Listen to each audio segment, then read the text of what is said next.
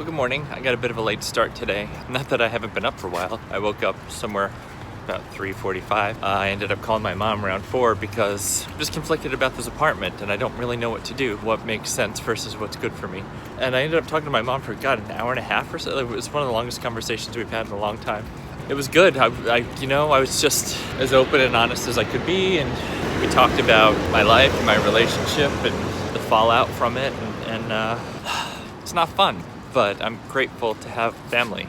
I got a Snapchat from a friend who's let me talk about it in a little while. I'm headed up to therapy and I'm super excited about it. I have distinct things I want to talk to her about today, which I hope is good. I want to talk to her about the wisdom of renting the apartment. Basically, whether she thinks mentally it's a good idea for me. Is the cost of it worth the risk of the condo not selling super soon, having overlapping expenses. The stuff that happened yesterday has made me feel kind of weird, just in terms of being scolded and feeling like I have no money, and if I'm being consistent with myself.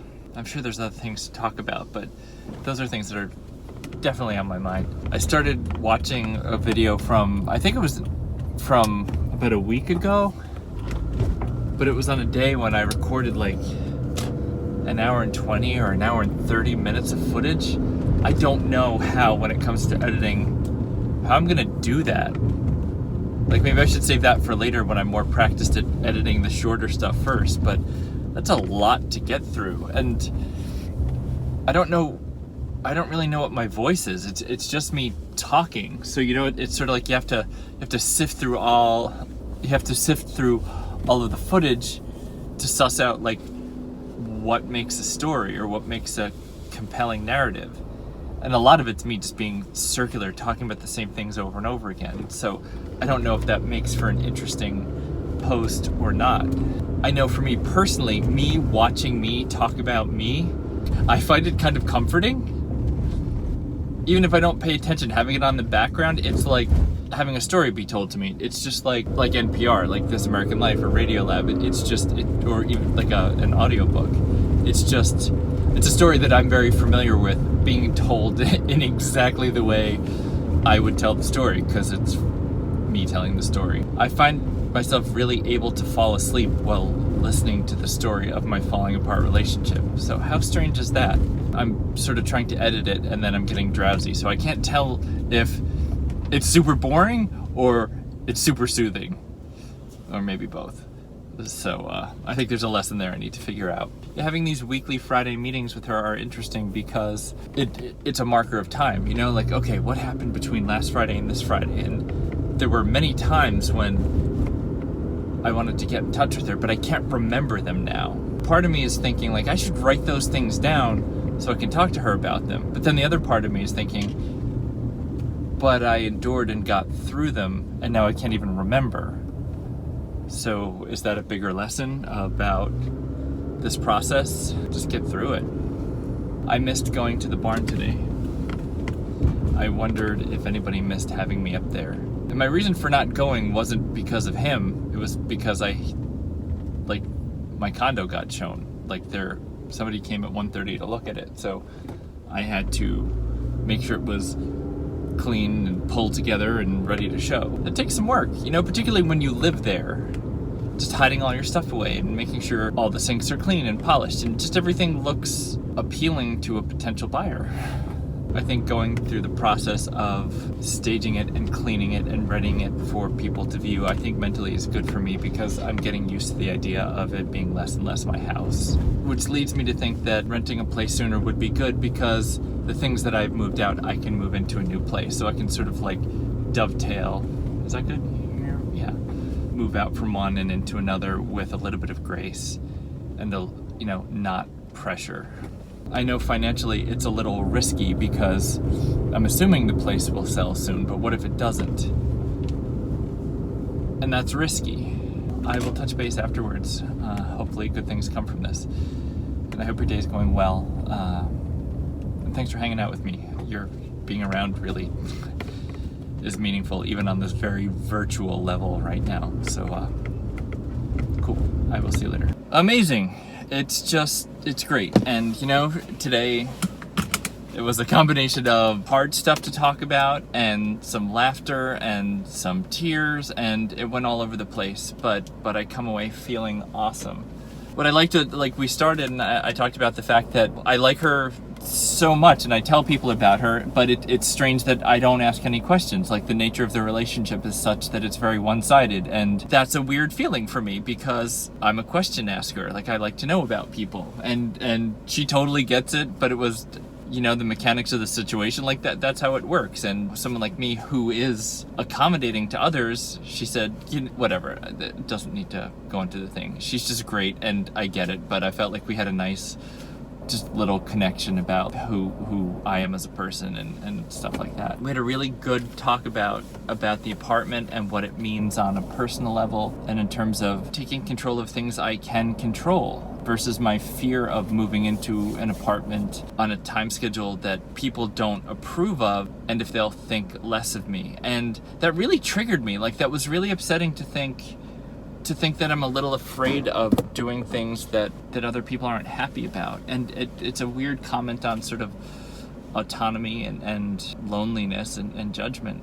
I think ultimately, though, it is the right decision to start to get a space that is mine before school starts, to claim a space that is mine. So I'm going to move forward with it, and I'm going to stop second guessing it.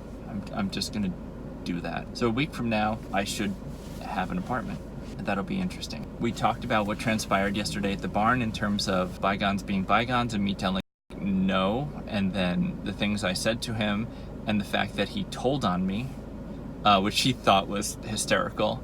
And I talked about how it's sensitive, and I read the text from and how I don't think it was well handled. It was pretty brusque. You know, that I get the dollar side of it. It just makes, it's a reality check and it makes me feel bad. Everyone likes me and everything until it comes down to the dollars, and then of course it wins. And it is the prodigal son thing. He went away and people were annoyed, and now he comes back and everyone's like, yay! I think it's an apt parable. And we just kind of delighted at the end over the fact that he is scared of me.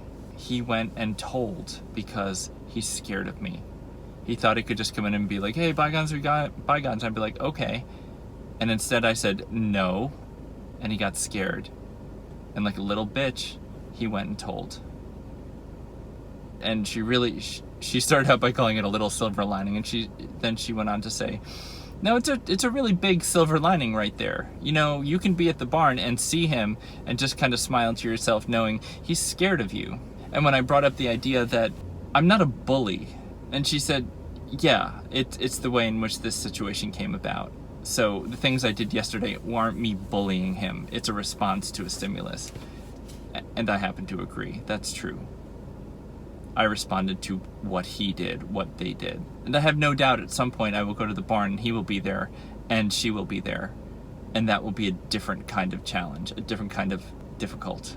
But for now, when it's him, I like that he's scared of me. It was a more cohesive session. We talked about particular things in a way that were good, and it's really wonderful to talk to somebody who knows you so well. She knows me deeply because I'm honest and open, and she doesn't judge me, and she thinks kindly of me. And she even said she thinks about, you know, she wonders how I'm doing when I'm not there, which is, I don't know why. That's really, that gives me a lot of comfort.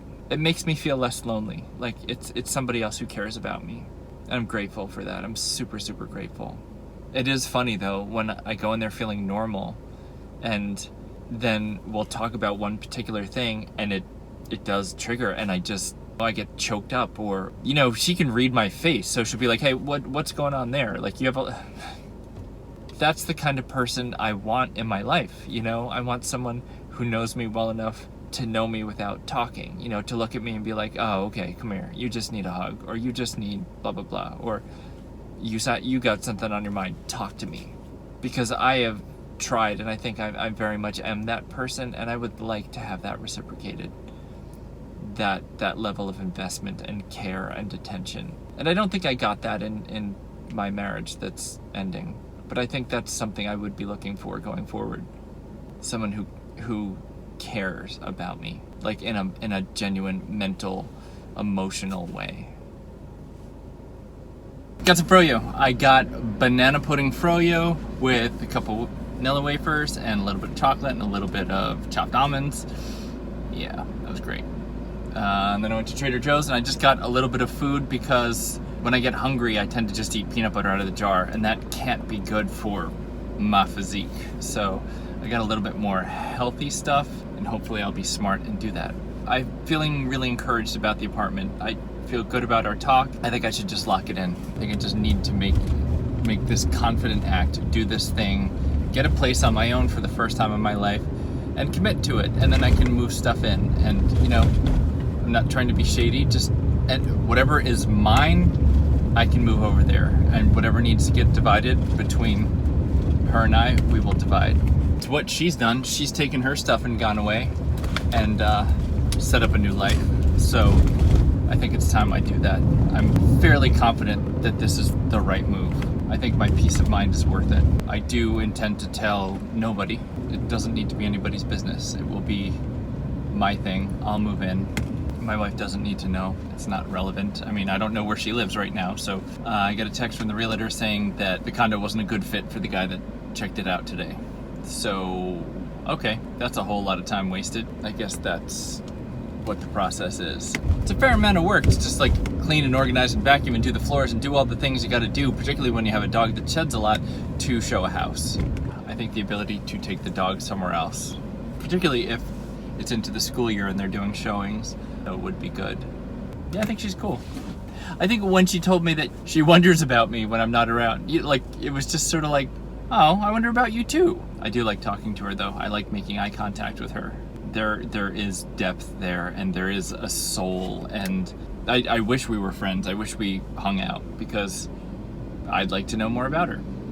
Hey, listen, let me do you a favor. Don't watch the movie Like Father. I just watched it. It has Kelsey Grammer, it has Kristen Bell, both of whom I really like. And the whole movie is an ad for Royal Caribbean Cruise Lines. Like, it's not really a movie so much as just a really embellished commercial, like an hour 43 minutes of cruise lines. So yeah, skip that one. You'll thank me later. Full disclosure, given my broken state, there were still a couple scenes that got me all teared up because it was about mending broken relationships and people that love each other after they've done wrong. So yeah, I'm kind of a sucker for those kind of things. But you don't watch it because it's so bad. Oh man, I just got a glimpse of the sun setting and it's red. It's like Martian red sunset. If I do this right, when I'm at the top of the bridge, maybe I can flip the camera around and show you, because I should be able to get high enough to see it. If not, I'm sorry. We might have missed it, you guys.